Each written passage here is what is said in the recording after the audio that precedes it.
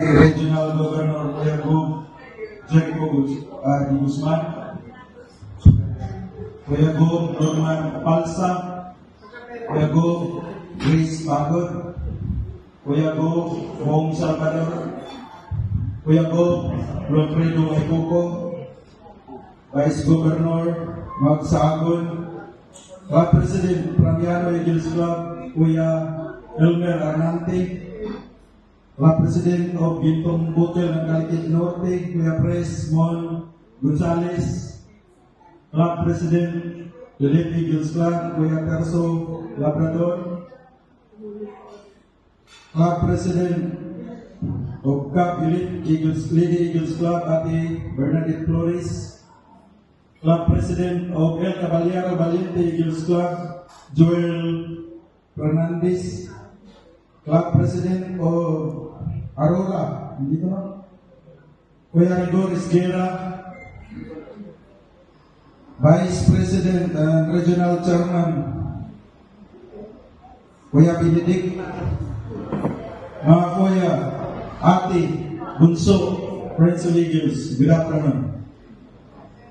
My dear Gintong Butil Elite Eagles Club and Gintong Butil Cup Lady Eagles Club, congratulations on your chartering and induction ceremony into our fraternity, the Fraternal Order of Eagles, the Philippine Eagles Incorporated.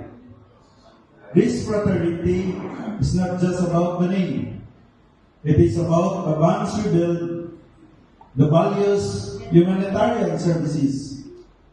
Our bond is built on trust, respect, and shared commitment. As you embark on this journey, expect challenge, but know that we are here to support every step of the way. Let's grow together, push each other to be better, and make a lasting impact in our community and beyond. To our Executive National Vice President, Kuya Agaton Javier, your leadership and contribution to our fraternity inspire all of us. You lead with integrity and generosity. Members follow in trust. It is our privilege to have you here, Kuya. To the Regional Governor Secretary, Kuya Bong Salvador, your team made RGL great again. For the first time in the history of our beloved fraternity, last year conducted an international convention in Windsor Plaza Hotel, Ho Chi Minh, Vietnam. Good job, Kuya. To the Board of Trustees, Kuya Jericho Di Guzman, Kuya Rodrigo Aycuco, Kuya Norman Balsa, Kuya Milvin Bukod, Kuya Grace Pagod, thank you for your presence today and constant guidance. Today's chartering is the realization of one's diligence, confidence, and trust of our Kuya Priest Terso Labrador and Ate Priest Bernadette Flores, as well as to the whole club. To the newly chartered club, it is a powerful testimony that when vision rooted in God, guided by brotherhood, and driven by sincere service, nothing is impossible. This afternoon, God honors your obedience and courage. Your reminder to all of us that true leadership is a born from service, strengthened by many trials.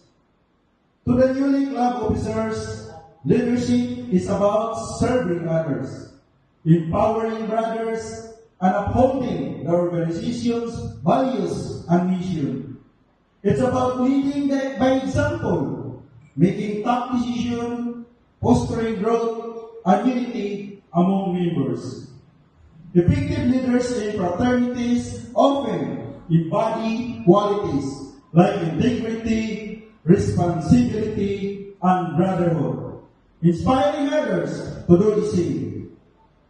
To the newly inducted members, attend all meetings, outreach programs, and seminars.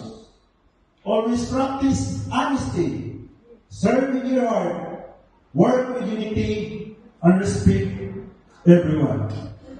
Mga kuya natin, remember this.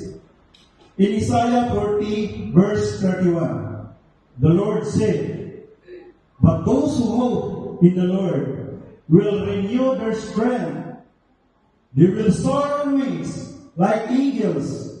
They will run and not grow weary. They will walk and not be pained."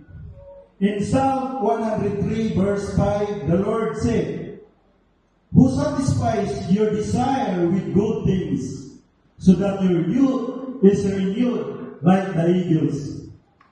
These passages often use the eagles as a symbol of power, freedom, or spiritual renewal. Once again, congratulations and welcome to the National Capital Region 1 First Word.